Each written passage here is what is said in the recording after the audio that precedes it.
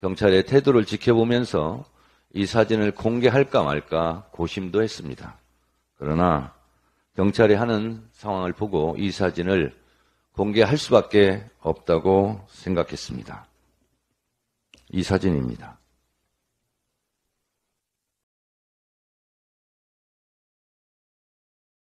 보시다시피 데크에 피가 흥건히 고여 있고 데크 틈새로 피가 흘러내려간 흔적이 보이실 겁니다. 지혈을 한 붕대, 거즈, 수건의 핏자국입니다.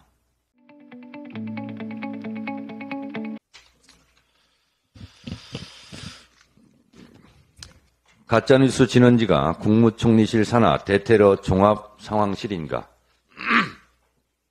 목 부위 1cm 열상으로 경상 추정. 현장에서 지혈 중 의식 있으며 출혈량 적은 상태. 60대, 70대 노인. 국무총리실 산하 대테러 종합실에서 대량으로 문자 발송한 내용입니다. 이것이 가짜뉴스의 진원지라고 저는 생각합니다. 과연 그런가? 하도 억측이 많아 현장에서 제가 직접 찍은 사진을 공개하려 합니다. 잠깐만요. 보통 사건 현장은 폴리스 라인을 치고 현장을 보존하는 게 상식입니다. 그런데 사건 발생 즉시 경찰은 물청소로 사건 현장의 흔적을 지웠다고 했습니다. 경찰의 태도를 지켜보면서 이 사진을 공개할까 말까 고심도 했습니다. 그러나 경찰이 하는 상황을 보고 이 사진을 공개할 수밖에 없다고 생각했습니다. 이 사진입니다.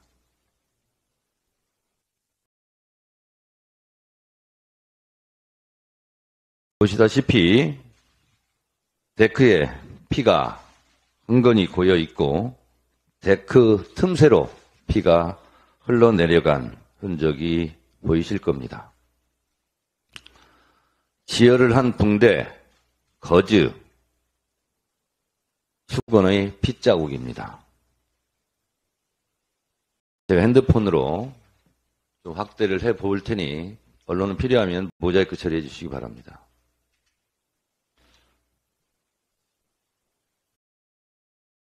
이게 지혈을 한 흔적입니다. 그리고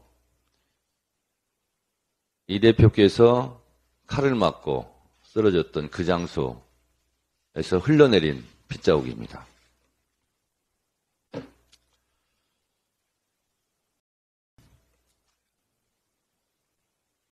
이게 출혈량이 적은 것인지, 이게 경상인지,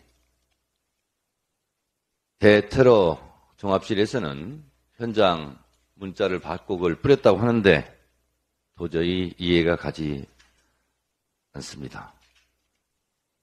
이 사진만 봐도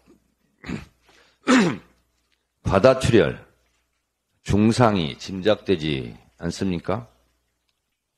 대테러 종합상황실의 섣부른 문자는 결과적으로 허위 사실의 진원지가 된 만큼 민주당은 법적 조치를 강구할 것을 검토하겠습니다.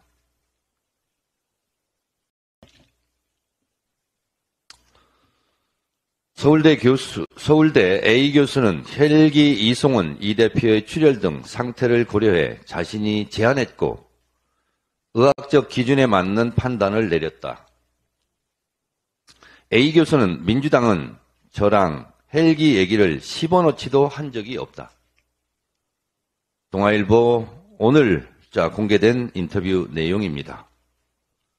헬기 이송과 관련해 대한소아청소년과 의사회에서 업무방해죄, 응급의료법 위반죄 등으로 이재명 대표, 천준호 의원, 저를 고발했습니다.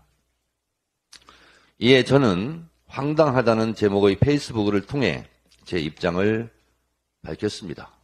그러나 고발 뉴스만 넘쳐나고 저의 입장은 단 한 줄도 반영되지 않았습니다. 이것이 대한민국 언론의 현주소입니다. 그 페이스북 내용을 제가 읽어보겠습니다. 나는 부산대 병원 의사를 만난 적도 없고 통한 적도 없고 전원 의사 결정에 참여한 적도 전혀 없다. 전원 결정 과정에서 전원에 관한 어떤 의견 개진이나 어떤 의사 표현도 한 적이 없다.